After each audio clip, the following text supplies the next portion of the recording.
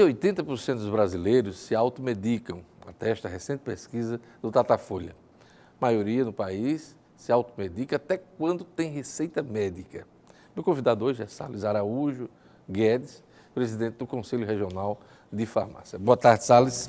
Boa tarde, Diógenes, a todos os ouvintes. Lhe surpreendeu o resultado dessa pesquisa, que inclusive foi contratada pelo Conselho Federal de Farmácia? Isso, uma pesquisa foi realizada, encomendada pelo Conselho Federal de Farmácia, o Instituto Datafolha, onde constatou uma realidade que a gente até espera, né? Devido à carência, à dificuldade do nosso sistema de saúde, devido à falta de acesso, acaba a população se automedicando, que a gente tenta ensinar, combater essa automedicação devido aos riscos que tem em questão do medicamento, né? Que não é bom, né? 57% dos brasileiros dessa pesquisa usam remédios, aliás, usaram remédios nos últimos 6 meses, né? Isso, nós temos realmente, o nosso país é um dos países que a indústria farmacêutica é mais pujante, e aí nós temos realmente um número muito grande de usuários de medicamentos, e aí nós temos dentro do nosso Nordeste, né, dentro da pesquisa mostra que o Nordeste, até pela questão da carência demonstrada pela nossa rede pública mesmo, é onde dentro da pesquisa, que tem uma média nacional de 77%, nós chegamos a 79% de automedicação dos nossos usuários. Vamos a alguns dados aqui. Essa Isso. pesquisa do Datafolha foi feita em março, de 13 a 20 de março, ouviu mais de 2.000 pessoas em todo o país, né? Ela foi publicada no final de março, comecinho de abril. Usam todo dia, ou pelo menos uma vez por semana, 25%. Usam uma vez por mês, 22%. Usam menos de uma vez por mês, 30%. Não usam remédio sem prescrição. Esse é um dado. Quando usam remédio sem prescrição? Aí aqui diz, quando já usaram o mesmo remédio antes, 61%. Né? Quando consegue de forma fácil, 47%. Quando conhece alguém que usou e teve resultado, 44%. Depois de ler a bula ou outra informação, 43%. E não usam em nenhuma dessas situações, 7%. Quer dizer, as pessoas tentam se informar, às vezes são aconselhadas por um amigo, por um vizinho, por um familiar, mas nada disso deve ser... Exatamente, Diógenes. Na verdade, o que a gente, até enquanto Conselho Regional de Farmácia, orienta que a população, na dúvida, vá a uma farmácia, procure um farmacêutico, um profissional de fácil acesso. Toda farmácia tem que ter um farmacêutico.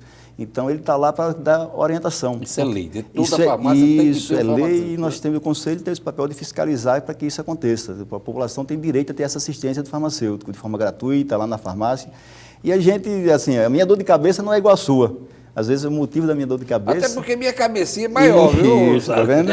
Então, a gente tem que ter sempre esse cuidado, porque às vezes aquela maneira fácil do vizinho, do irmão, do amigo, tomou o medicamento, aí a maneira pergunta e pega. Nem sempre está, inclusive, correndo o risco de estar mascarando uma doença que a gente tenha. Né? Imagina de Carlos Eduardo, prefeito, começando. É porque é diferente da minha cabeça, da sua cabeça, da cabeça de todos, né? Isso. Mas me diga uma coisa, você falou que toda farmácia tem que ter um farmacêutico. O que a gente vê é muita farmácia hoje em dia, todo o país, né? Isso. Você vê aí farmácia de um lado de uma esquina, da outra, a outra rede, e isso em toda a cidade. O que está acontecendo? Explica para ele, explica para o nosso telespectador. Na realidade, assim, mesmo com a crise econômica, farmácia é o setor que ainda continua em crescimento. Tá? Nós tivemos ainda um crescimento ano passado na área do setor farmacêutico de mais de 10%. Mas por quê? Pelos remédios ou pelo mix de... Porque hoje a farmácia não é apenas o camarada vai lá para pegar medicamento, não. Hoje você tem até sorvete o camarada compra. Na verdade, hoje a população aumentando o tempo de vida, né? Isso aí é a reforma até da Previdência com esses argumentos todos, mas com o tempo de vida da população sendo aumentada, então a população vai envelhecendo e vai tendo acesso a outras doenças que antes nem existiam, assim, relativamente, não era de conhecimento, hoje vão chegando. Então, muitas doenças que são crônicas, pacientes dando mais tempo se medicando, e aí vem como o comércio também aumentando. E o que a gente frisa bem é que, enquanto farmácia e estabelecimento de saúde, procure se orientar para fazer o uso correto. né? Nós estamos no mês de maio, que o dia 5 agora foi o dia do uso racional do medicamento. Porque não é só ter o medicamento e usar, é saber usar da maneira correta, na dose correta, nos horários corretos. Aliás, a pesquisa ela faz parte dessa campanha nacional Isso. de conscientização do uso adequado de qualquer tipo de remédio, né? Isso, o Conselho Federal fez uma campanha onde ele alerta que saúde não é jogo, né? Que a gente não pode estar jogando com a saúde. Então, que a gente use de maneira correta, o medicamento é um bem para trazer um tratamento, melhora na qualidade de vida da população, mas ele tem que ser bem usado para que isso realmente aconteça. Olha, medicamentos utilizados nos últimos 6 meses, segundo a pesquisa do Datafolha, analgésicos e antitérmicos, 50%, antibióticos, que esse precisa até de receita, não é? Isso. Você não pode comprar antibiótico sem receita, né? 42%, relaxantes musculares, 24%, calmantes e antidepressivos, isso tem crescido muito nos últimos tempos, hein? 12%, remédios para diabetes, 7%, medicamento para colesterol, 7%. Essa pesquisa, na verdade, é um fato que impressionou um pouco a gente, apesar que na nossa cultura esse, a história e alerta a população. Às vezes a população vai ao médico, tem a prescrição médica, tem o diagnóstico, tem a prescrição médica, mas mesmo assim ele não toma o medicamento da forma correta. E aí é importante que esse medicamento seja usado da forma correta, porque você não consegue ter uma pressão regular se você não fizer uso do antihipertensivo corretamente. E às vezes a população acha que eu fiquei bom, e aí para de tomar o medicamento. Ah, esse medicamento está me fazendo mal. E aí vem a história, você orienta com o farmacêutico, porque todo medicamento ele pode ter alguma reação adversa, faz parte do tratamento. E aí o médico, o farmacêutico tem que avaliar o custo e benefício daquele tratamento. Agora tem um dado aqui, que a gente está falando de automedicação. Mas uma pergunta aqui da pesquisa diz assim, quem influenciou o uso? Remédios com prescrição, né? Aí médicos, 69%, farmacêuticos, 5%, dentistas, 4%, outros profissionais de saúde, 1%, conta própria, 1%. Aí no caso aí com prescrição, isso passou por um profissional, né? Isso é o correto, né? A maneira correta de se tomar medicamento. Tem um diagnóstico, passar no profissional do médico, que ele vai dar o diagnóstico e você fazer o uso correto do medicamento, né? No caso do dentista, no caso o profissional que prescreve, né? O prescritor, tá certo? Agora, quem influenciou o uso sem a receita aqui, né? Aí familiares, amigos e vizinhos, 25%. Olha aqui a farmácia aqui, 21%. O camarada que vai procurar o conselho, sei lá, a orientação da farmácia. Outros profissionais de saúde, 8%. Conta própria, 7%. Internet. Muita gente procura informação na internet, às vezes, muitas vezes errada. 6%. Bula, 4%. E médico, 2%. É isso que a gente alerta a população, para que ele tenha a orientação correta no uso desse medicamento. Aquilo que eu falei antes, uma minha dor de cabeça não é igual à sua. A sua pode ser uma dor de cabeça até um atraso na agenda aqui. A minha pode ser por uma pressão alta. Ele está em condições de prescrever uma medicação? O farmacêutico, aqueles medicamentos que são isentos de prescrição médica, que estão na farmácia, isentos de prescrição médica, Nesse caso aqui, isso, alguns analgésicos, antitérmicos, ele pode fazer essa prescrição orientada pelo farmacêutico. Antibiótico, por exemplo? Não, antibiótico não. Só são medicamentos que são regulados pela Agência Nacional, medicamentos que não têm a prescrição médica como necessária. Importante isso. Perfil da amostra, 53% mulheres, 47% homens, e nós temos aí um retrato, né, dessa questão da automedicação no país. Esse trabalho do Conselho de Farmácia, ele conta com o apoio de outras entidades?